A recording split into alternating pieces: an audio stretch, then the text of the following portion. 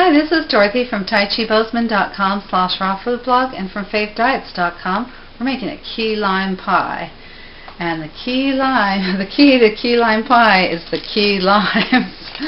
Don't get just regular limes, get key because they make the taste so amazing. They're little tiny things. So it'll take like about a dozen of them to squeeze out a third cup of juice, which is what you need. And for the crust, I started with sprouted buckwheats.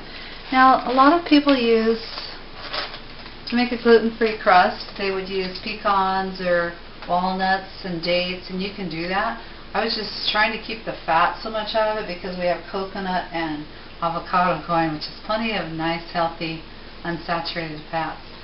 So to do a buckwheat crust, you take a cup of buckwheats and soak them only 15 minutes, and then rinse them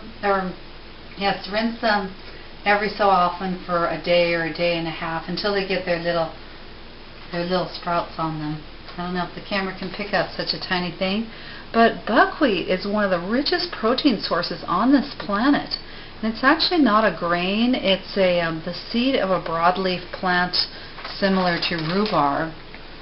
It's got all 8 essential amino acids, including lysine, which doesn't exist in the other grains.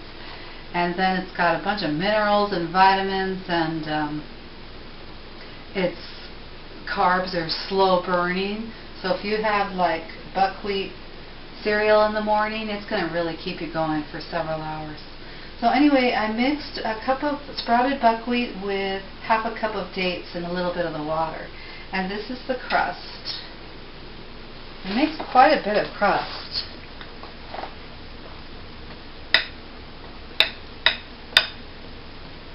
And it's also got the omega-3 and the omega-6 fatty acids in it, which a lot of people are looking for. Keep away from Alzheimer's and stuff, so supremely good for you.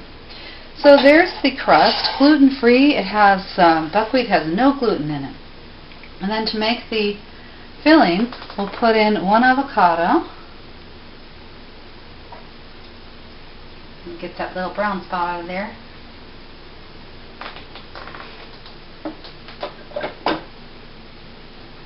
And about a half a cup of coconut juice.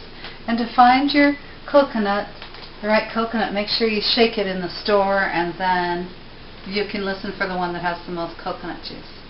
And then take a screwdriver and tap it into the 3 holes at the top of the coconut and just pour off the juice. So half cup of coconut juice, a half cup of soaked dates with the water. And for the thickener, you can use a tablespoon of flaxseed, or, again, I was keeping the fats out of it since we've got so much, so I used 2 tablespoons of psyllium seed powder, which is another fat-free seed, and soaked with water, so that'll help thicken it up a little bit, like the egg. And then a little piece of vanilla bean. So if you don't have vanilla powder or vanilla bean, you can use vanilla extract. And then a 1/3 cup of the lime juice.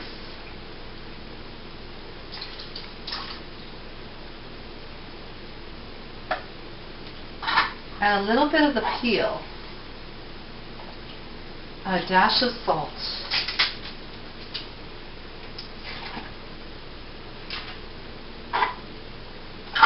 And that's your filling. And if you don't want to use avocado, avocado is extremely rich, and if for some reason you didn't want to use avocado, you could use a cup of cashews. It works really well. It tastes really good.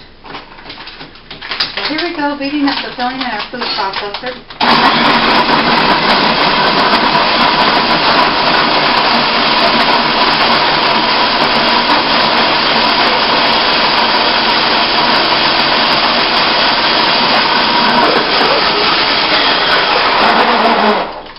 Pour off some of this juice that came into the bag. Also, 1 date.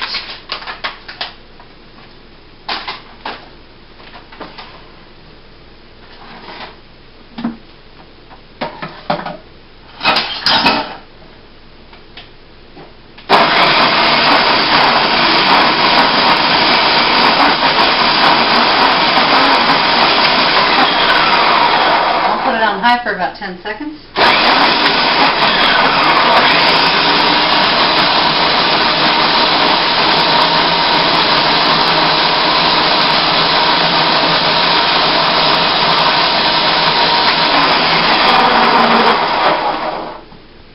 First time I had avocado lime pie, I was about 19 and I couldn't believe how good it tasted.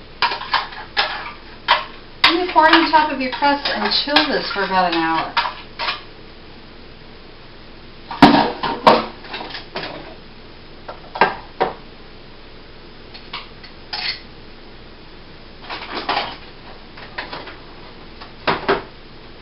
Okay, so I'm going to get closer. And you'll find that that covers the crust exactly. And if you didn't want to use dates, you could use honey, agave, and maple syrup. Even though it's not raw, it tastes really good with it.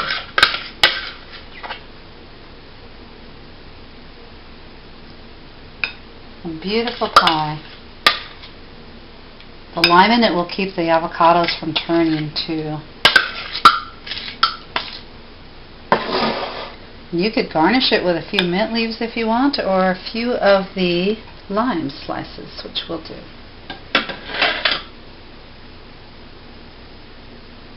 Pick my best lime slices there.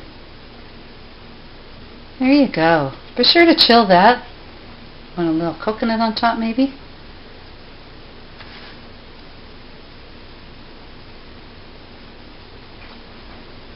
To your health. From Dorothy at taichibosman.com/rawfoodblog and from faithdiets.com. Enjoy your key lime pie.